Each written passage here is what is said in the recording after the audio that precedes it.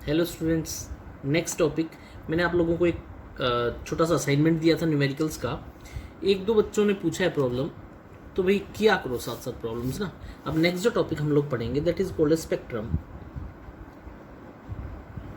थोड़ा सा इंट्रोडक्शन मैंने दे दिया था। स्पेक्ट्रम हम लोग पढ़ते हैं। स्पेक्ट्रम मैंने करवा दिया था, बेसिक डेफिनेशन देखो पीछे लिखवाया था। स्पेक्ट्रम होता क्या है, दो तरह के पढ़े थे, एमिशन और एब्जॉर्प्शन।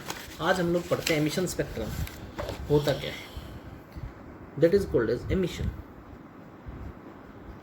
देखो, एमिशन बना है एमिट से। एमिट का मतलब क्या होता है, देखो ये मान लो कोई सोर्स है, लाइट का सोर्स है। अगर ये कंटिन्यूसली अपनी एनर्जी को डिस्क्रीट करे, डिस्क्रीट का मतलब होता है छोड़ना, in form of light energy, तो हम उसको ऑब्जर्व कर सकते हैं। अब लाइट है तो उसकी कुछ ना कुछ फ्रीक्वेंसी भी होगी, और फ्रीक्वेंसी है तो कुछ ना कुछ वेवलेंथ भी होगी। ठीक है, इसको जिस तरह से हम लोग नोटिफाई करेंगे उस अरेंजमेंट को कहा जाएगा स्पेक्ट्रम। एमिशन क्यों बना, क्योंकि एमिट करता है लाइट रेज को, तो ये बना एमिशन स्पेक्ट्रम। एमिशन स्पेक्ट्रम होता क्या है, when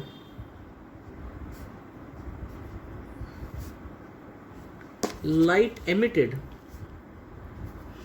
by self luminous object। Self luminous का मतलब होता है खुद से जो लाइट छोड़े। Luminous object is dispersed by prism to get spectrum is called emission spectrum,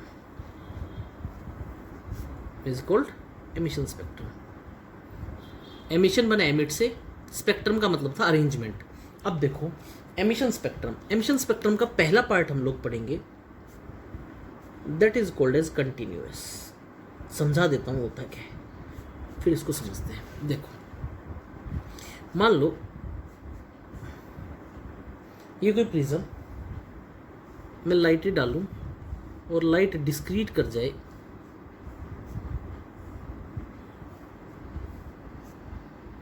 seven में, और ये है वो फोटोग्राफिक प्लेट जिसके ऊपर मैं इंप्रेशन ले रहा हूँ। ठीक है, ये वायलेट हो गया, Indigo, blue, green, yellow, orange, red. ठीक है, अब बेटा ये वो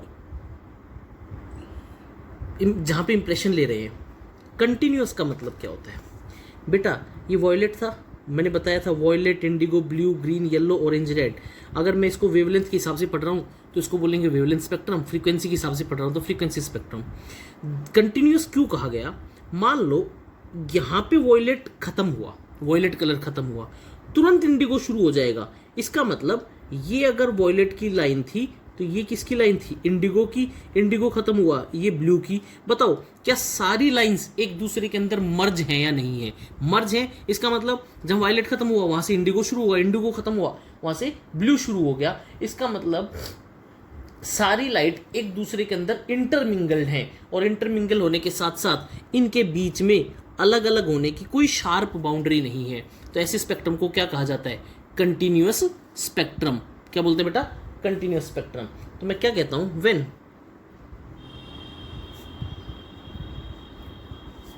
white light is allowed to pass through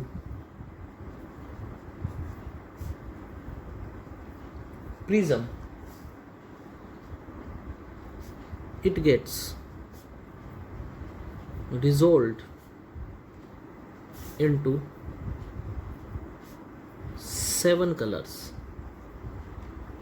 ठीक है, and the spectrum is continuous and there is no sharp boundary, no sharp boundary between two colors। Between two colours, इसलिए इसको क्या कहा जाता है, कंटिन्यूस स्पेक्ट्रम। नेक्स्ट, अगर दूसरे का मैं नाम ले रहा हूं डिसकंटिन्यूस, डिसकंटिन्यूस स्पेक्ट्रम। अब देखो कंटिन्यूस था तो इनके बीच में बाउंड्रीज डिफाइंड नहीं थी, डिसकंटिन्यूस होगा तो बाउंड्रीज डिफाइंड होंगी। तो मैं क्या कहता हूं, होता क्या है, मान लो ये है, मान लो मैं डिसकंटिन्यूस पढ़ रहा हूं, अभी देखना एक बार,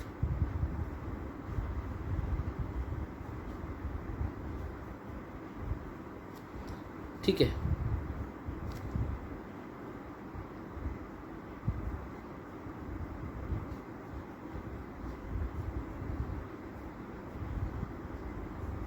अब इस ऊपर वाले में और इसमें तुम लोग एक डिफरेंस देख पा रहे हो क्या, ये मैंने बताया था कंटिन्यूस वायलेट जहाँ खत्म हुआ वहाँ इंडिगो शुरू हुआ, इंडिगो जहाँ खत्म हुआ ब्लू शुरू हो गया।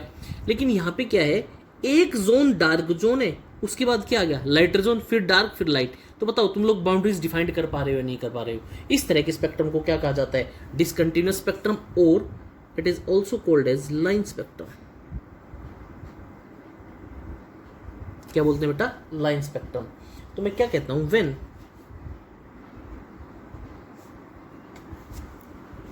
gases or vapors of chemical substance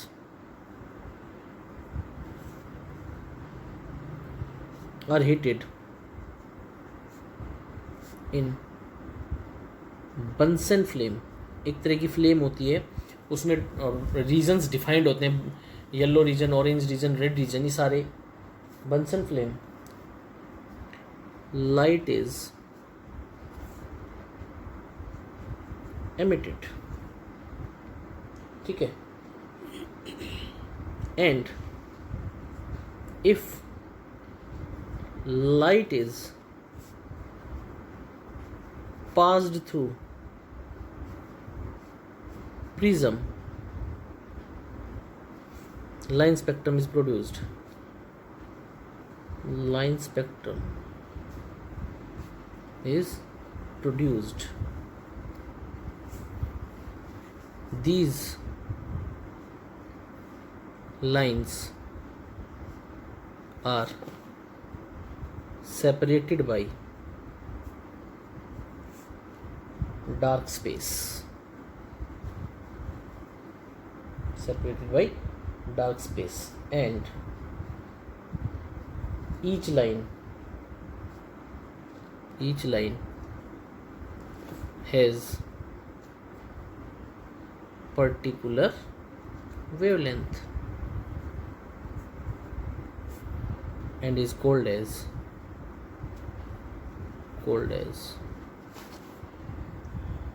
atomic spectrum। कौन सा स्पेक्ट्रम, एटॉमिक स्पेक्ट्रम, ठीक है। Next,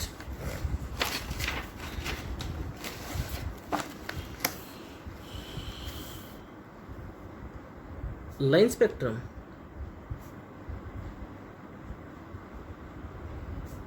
is used in chemical analysis of elements present in sample,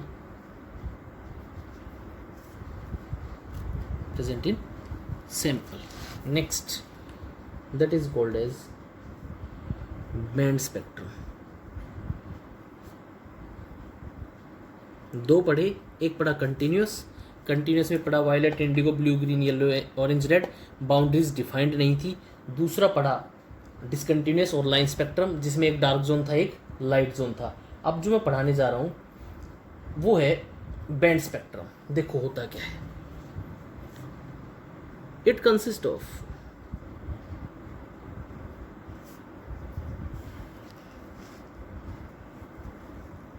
of distinct bright bands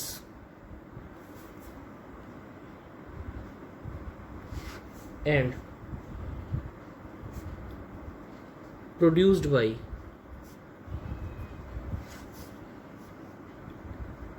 excited source in molecular state। देखो कैसे होगा, कुछ ऐसा होगा। ये मान लो डार्क जोन है, ठीक है। अभी क्या हो गया, ये कंटिन्यूस सारे लाइट जोन आ गई। फिर क्या होगा, ये एक डार्क जोन हो गया, ये डार्क जोन हो गया, फिर कैसी कंटिन्यूस लाइट जोन आ गया। तो बताओ, ये एक बैंड, बैंड का मतलब होता है डिफरेंट लाइंस आर इंटरमिंगल। देखो लाइन में और बैंड में क्या अंतर है, लाइन में क्या था, एक डार्क जोन है फिर एक लाइन आई। बैंड में क्या है, एक से ज़्यादा लाइंस एक में है, ठीक है। देखो क्या होता है, हम लोग एफएम सुनते हैं, वो होता है 92.7 मेगाहर्ट्ज मान लो। तो उस बैंड बताऊँ क्या है, बैंड को कहेंगे तो हम लोग कहेंगे 92.1, 92.2, 92.3, 7 तक जो होगा वो पूरा बैंड होगा। उसी तरह ये एक अलग लाइन, ये एक अलग लाइन, ये एक अलग line, that is called as excited source in molecular state। for example spectra of molecular hydrogen, ammonia etc। ठीक है। Next, that is called as absorption spectrum. क्या होता है, एब्जॉर्प्शन स्पेक्ट्रम। अब वो एमिशन था तो ये क्या होगा, एब्जॉर्प्शन। एब्जॉर्प्शन का मतलब कोई लाइट तुम लोग इंसिडेंट करो और पर्टिकुलर लाइट को क्या कर ले, एब्जॉर्ब कर ले, that was called as absorption spectrum. ठीक है। नेक्स्ट है एब्जॉर्प्शन स्पेक्ट्रम। देखो एमिशन था, कोई सोर्स था, लाइट रे एमिट कर रहा था, तो उससे जो अरेंजमेंट मिली that was called as emission spectrum. Absorption का मतलब क्या है, मान लो ये कोई मीडियम है, ठीक है। अगर मैं इधर से लाइट रे डालूं और अगर इधर जो लाइट रेज आए उनकी इंटेंसिटी, या मैं ये कहूँ जितनी मैं लाइट इधर से डालूं उतनी विजिबल रीजन की लाइट रे मैं उधर इधर ना आइडेंटिफाई कर पाऊँ, इसका मतलब क्या है, कुछ लाइट रे इस मीडियम ने एब्जॉर्ब कर ली। और बेटा अगर मान लो इधर लाइट रे दूं, मैं दूसरा मीडियम लूँ, लाइट रे उतनी की उतनी मिल जाए, इसका मतलब इस मीडियम ने एब्जॉर्ब नहीं की। तो एब्जॉर्प्शन स्पेक्ट्रम हमेशा किसके ऊपर डिपेंड करेगा, मीडियम कैसा ले रहे हो। अगर मीडियम एब्जॉर्बिंग है तो दूसरे एंड पे लाइट रेज कम एमिट कर पाओगे, कम ऑब्जर्व कर पाओगे, that was called as spectrum और एब्जॉर्प्शन स्पेक्ट्रम। मैं कहता हूं when white light having wavelength of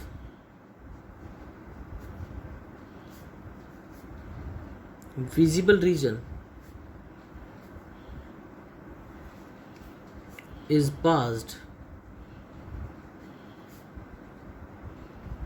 through medium, the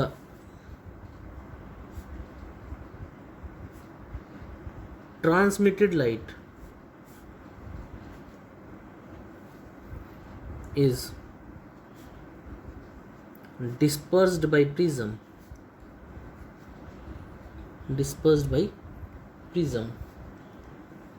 and few dark line are obtained। These dark line depends on nature of absorbing medium, and spectrum is called as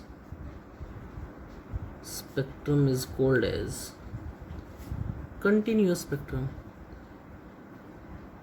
क्या कहलाता है, continuous spectrum। भाई ये याद रखना है हमेशा, कौन डिफाइन करेगा एब्जॉर्प्शन स्पेक्ट्रम को, मीडियम कैसा ले रहे हो।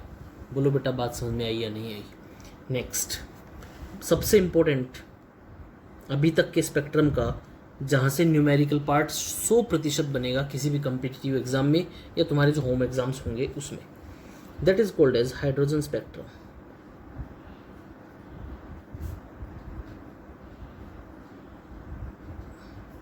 क्या कहलाता है? Hydrogen spectrum. ठीक है, अब देखो क्या है, मान लो मैं किसी कंटेनर के अंदर हाइड्रोजन गैस ले लूं, ठीक है, और उसके अंदर से इलेक्ट्रिसिटी पास करूं, तो बेटा हाइड्रोजन गैस है, इलेक्ट्रिसिटी पास की, हाइड्रोजन गैस के जो मॉलिक्यूल्स हैं उनके अंदर एनर्जी ट्रांसमिट होगी, एनर्जी ट्रांसमिट होगी तो एनर्जी को एब्जॉर्ब करेंगे, कोई भी एब्जॉर्ब करेगा। तो बेटा मैं दो चीजें बताने जा रहा हूं, ये जो स्टेट होती है this is called as ground state. क्या कहलाती है? Ground state. And this state is called as excited state. क्या कहलाता है? Excited state. एक रूल पढ़ाया जाता है that is called as energy stability rule. मैं क्या बोल रहा हूं? Energy stability rule. बेटा हर एक एटम, हर एक मॉलिक्यूल, हर एक आयन हमेशा ये चाहेगा कि मेरी एनर्जी कम हो, और अगर एनर्जी कम होगी तो स्टेबिलिटी क्या होगी? ज्यादा। बेटा ग्राउंड स्टेट और एक्साइटेड स्टेट में सबसे बड़ा अंतर ये होता है, ग्राउंड स्टेट जो होती है उसकी एनर्जी होती है कम, एक्साइटेड स्टेट की एनर्जी होती है ज्यादा। ठीक है, अगर कोई मॉलिक्यूल यहां पे है ग्राउंड स्टेट में और मैं इसको एनर्जी दूं तो ये कहां पहुंच जाएगा? एक्साइटेड स्टेट में। लेकिन ये एक्साइटेड स्टेट में ज्यादा देर तक रहना पसंद नहीं करेगा। क्यों नहीं पसंद करेगा? तो ग्राउंड स्टेट और एक्साइटेड स्टेट था, lower energy state, higher energy state, absorb करके एक्साइटेड में पहुंच गया, लेकिन वो ज़्यादा टाइम तक एक्साइटेड में नहीं रह सकता, नीचे उसको आना पड़ेगा। एक्साइटेड से जब वो ग्राउंड में आएगा तो एनर्जी को क्या करेगा? एमिट करेगा।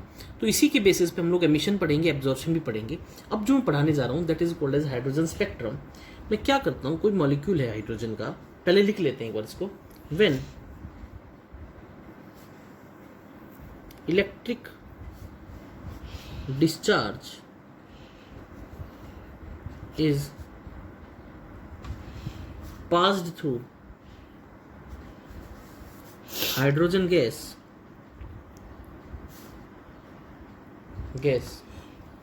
at low pressure,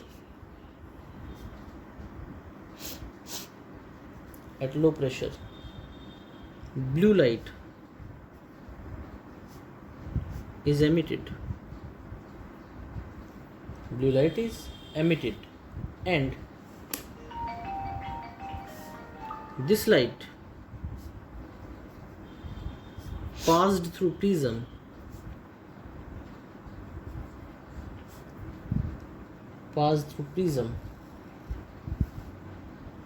discontinuous spectrum is obtained। और डिसकंटिन्यूस स्पेक्ट्रम ऑब्टेन होगा, अलग अलग लाइंस ऑब्टेन होंगी। उन अलग अलग लाइंस को हम लोग डिफरेंट साइंटिस्ट के ऊपर नाम दे देंगे, Lyman series, बामर series. Discontinuous spectrum is obtained and the lines obtained lies in visible region, visible, ultraviolet and infrared region।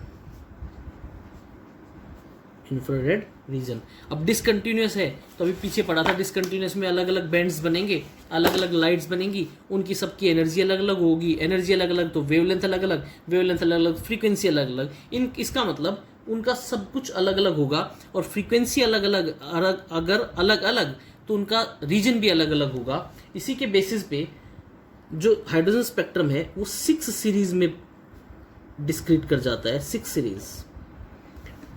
पहली जो सीरीज है that is called as Lyman series,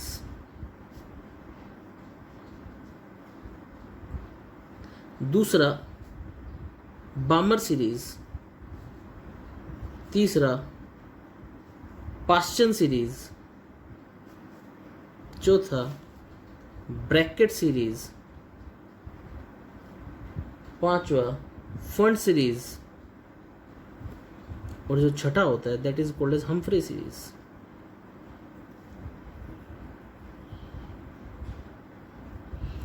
पहला क्वेश्चन तो बन जाता है हाइड्रोजन स्पेक्ट्रम कैसा होता है, डिसकंटिन्यूअस। हाइड्रोजन स्पेक्ट्रम कैसा होता है, एब्जॉर्प्शन स्पेक्ट्रम। ठीक है, नेक्स्ट लाइमन सीरीज किसमें रीजन में लाई करती है, अल्ट्रावायलेट यूवी रीजन। क्वेश्चन बन जाते हैं सीधे सीधे। बामर सीरीज लाई करती है विजिबल में। ठीक है, ये किसमें लाई करती है, इंफ्रारेड। ब्रैकेट में किस करती है, इंफ्रारेड। फंड भी किसमें करती है, इंफ्रारेड। और हम्प्रे किसमें करती है, फार इंफ्रारेड। अल्ट्रावायलेट रीजन विजिबल जो देख सकते हो, इसका मतलब तुम लोग किसको ऑब्टेन देख सकते हो, बामर सीरीज को। इंफ्रारेड हीटिंग इफेक्ट प्रोड्यूस करती है। यहां से कई बार कंपटीशन में क्वेश्चन बन जाता है, ये तुम्हें पता होना चाहिए। नेक्स्ट, एक साइंटिस्ट हुए रिट्स, उन्होंने एक फॉर्मूला दिया, अलग अलग मैथमेटिकल फॉर्मूला अलग अलग हाइड्रोजन लाइंस की वेवलेंथ आइडेंटिफाई करने के लिए। That was equal to nu bar is equal to R into 1/n1 square minus 1/n2 square. देखो n1 n2 क्या है, मैं क्या कहता हूं, मैं इस तरह से बना लेता हूं, लाइमन बामर पास्चन ब्रैकेट फंड। मान लो ये लाइमन बामर पास्चन ब्रैकेट फंड, मान लो ऐसा है। अगर कोई पार्टिकल लाइमन से एक्साइट होकर के पास्चन में जा रहा है, तो इसके लिए लाइमन जो हुई वो क्या हो गई, ग्राउंड स्टेट। और पास्चन कौन सी हो गई, एक्साइटेड स्टेट। तो बेटा ग्राउंड स्टेट को हमेशा डिनोट किया जाता है n1 से, और एक्साइटेड को डिनोट किया जाता है n2 से। n1 इसके कोरोस्पोंडिंग वैल्यू 1 2 3 4 5। तो अगर इस एक्साइटेशन के लिए तुम्हें पढ़ना है तो ये क्या हो गया, लाइमन n1 क्या हो गया 1, n2 पास्चन क्या हो गया 3। तो r 1/n2 1 का स्क्वायर माइनस 1/3 का स्क्वायर, यहां से निकाल लोगे। ये जो r होता है, r is called as Rydberg constant, और इसकी वैल्यू क्या होती है 109,677 सेंटीमीटर इनवर्स। ठीक है, और यहां पे n1 और n2 क्या होंगे, इंटीजर्स। बोलो होंगे या नहीं होंगे। और आगे देखो, मान लो मैं कहता हूं लाइमन सीरीज, ये मैंने लिख ली लाइमन n1, ये लिख देता हूं यहां पे n2। ठीक है, लाइमन बामर, ये हो गई पास्चन, ये हो गई ब्रैकेट, और ये होगी मान लो फंड सीरीज। ठीक है, इसके लिए n1 की वैल्यू क्या होगी 1 2 3 4 5। बोलो होगी या नहीं होगी। ठीक है, लाइमन के लिए n2 की वैल्यू, लाइमन यहां था, अब इसके पास बहुत ज्यादा पॉसिबिलिटीज है। यहां से पार्टिकल का यहां पहुंचना, ये भी तो एक्साइटेशन है। यहां से यहां पहुंचना, ये भी एक्साइटेशन है। यहां से यहां पहुंचना, ये भी एक्साइटेशन है। और यहां से यहां पहुंचना, ये भी एक्साइटेशन है। तो इसके लिए लाइमन के लिए ग्राउंड स्टेट तो हो गई 1, n2 क्या हो सकती है, 2 भी हो सकती है, 3 भी हो सकती है, 4 भी हो सकती है, 5 भी हो सकती है। उसी तरह बामर का पार्टिकल यहां लाई करेगा। अब एक्साइट होकर के लोएस्ट एनर्जी स्टेट कौन सी होगी, बामर, क्योंकि पार्टिकल कहां लाई कर रहा है, बामर में। तो n1 क्या होगी 2। अब n2 क्या हो सकती है, 3 भी हो सकती है, 4 भी हो सकती है, 5 भी हो सकती है। उसी तरह 3 यहाँ पे क्या हो सकती है, 4 भी हो सकती है, 5 भी, 6 भी, 5 भी हो सकती है, 6 भी हो सकती है, 7 भी हो सकती है, यहाँ पे 6 भी हो सकती है, 7 भी हो सकती है, सोन हो सकती है। अरे बोलो हो सकती है, नहीं हो सकती है। और हमेशा last line of spectrum is called as series limit, is called as series limit. और ये जो सीरीज लिमिट होती है ना बेटा, ये line of shortest wavelength, line of shortest wavelength and highest energy, highest energy. तो E is equal to h c by lambda, देखो ये यहां से आया, E is equal to h c by lambda, lambda ज्यादा तो E कम, line of shortest wavelength, अगर लेमडा कम है तो एनर्जी क्या होगी, ज्यादा। अरे बोलो होगी या नहीं होगी, तो बेटा इस हिसाब से ये तुम लोग निकाल लोगे, ठीक है। एक दूसरा ये क्वेश्चन सीधा सीधा बनता है, कैसे बनता है, अगर मान लो तुम्हें कोई कहे काउंटिंग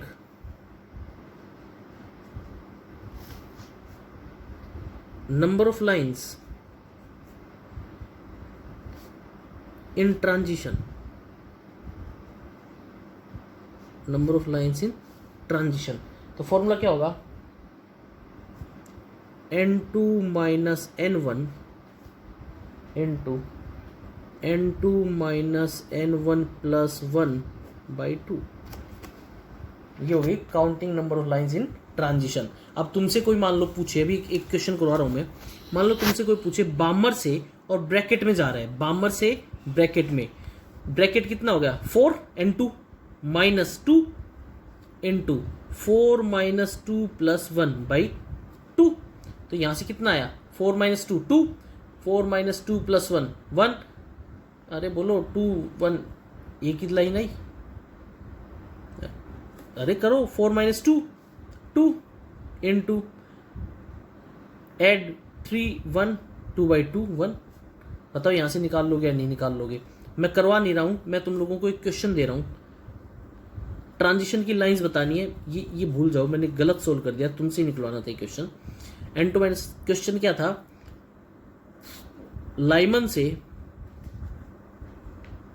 और फंड के अंदर ट्रांजिशन है, लाइमन से फंड के अंदर, और total number of spectral lines निकालनी है, निकाल दोगे, ये निकालनी है तुम लोगों को, ठीक है। अब जैसे ये था